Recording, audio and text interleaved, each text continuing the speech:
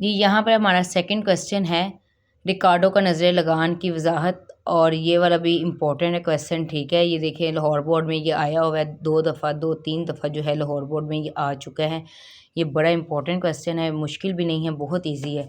रिकार्डो जो है अभी हमने लगान की डेफिनेशंस पढ़ी हैं, तो इसके अंदर आपके पास प्रोफेसर मार्शल की भी है, एडम स्मिथ की भी है, रिकार्डो की है।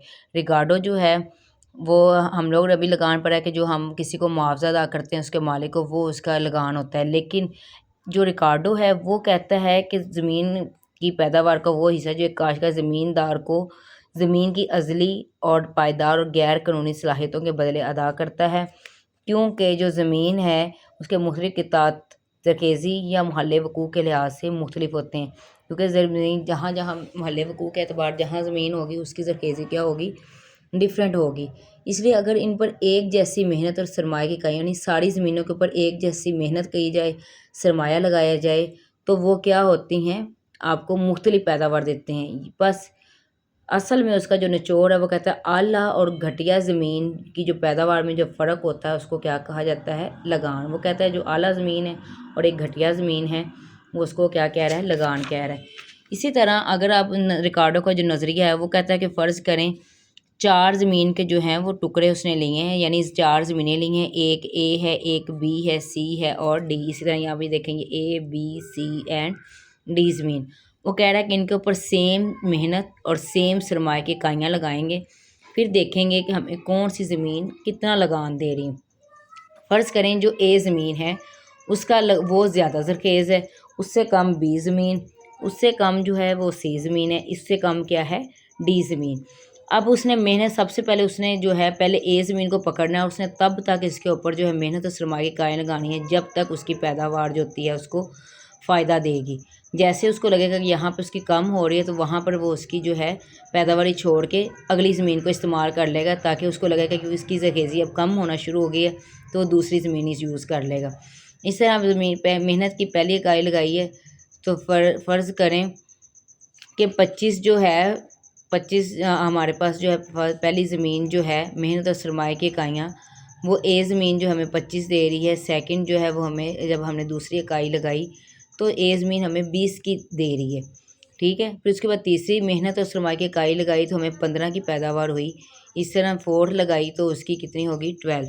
इसी तरह जब आप लोग इधर आते हैं मेहनत इसको उसको लग रहा है कि अब 12 के बाद उसकी बस अब नहीं, अगर वो मज़ीद आगे जाता है तो उसकी मेहनत और सरमाया ज़ाया हो जाएगा, उसकी पैदावार उसको ज़्यादा नहीं है।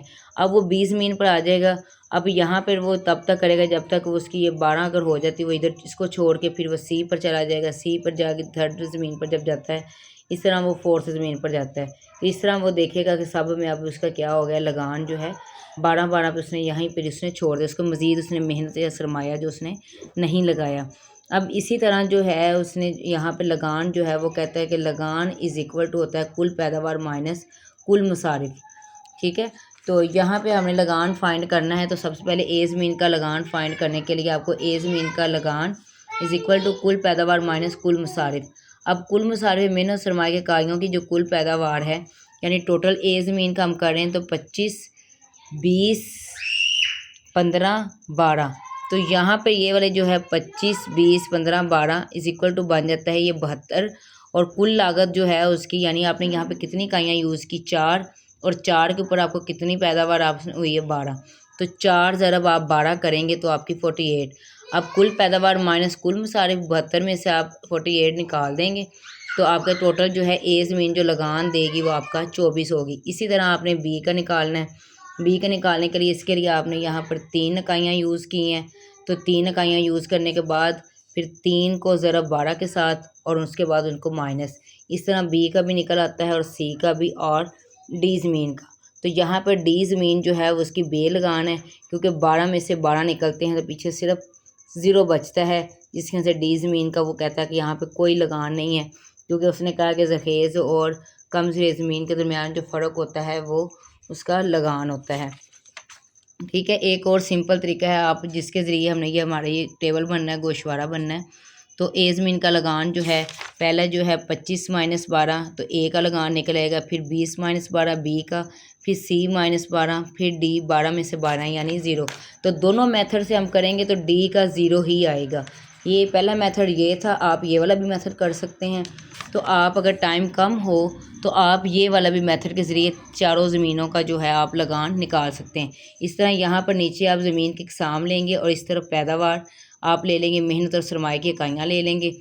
तो आपने जब ये ग्राफ बनाना है तो यहाँ पर A ज़मीन, B ज़मीन, C और D, ठीक है। और इसी तरह आपने 5-10 इकाइयाँ जो हैं, आपका ये जो डिफरेंस है 5 के हिसाब से बना हुआ है, इसी को ही आपने यहाँ पर ज़मीन की जो पैदावार है उसको लिख लेना है।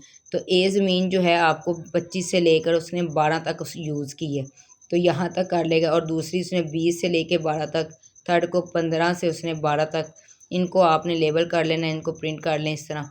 तो जो फोर्थ ज़मीन है D, वो उसकी थी ही 12, यानी वो बेलगान ज़मीन है, उसने बिल्कुल भी उसको लगान नहीं दिया, ठीक है। तो इसी को ही आपने एक्सप्लेन करना है। ये क्वेश्चन बहुत इंपॉर्टेंट है, आपने इसको करना है।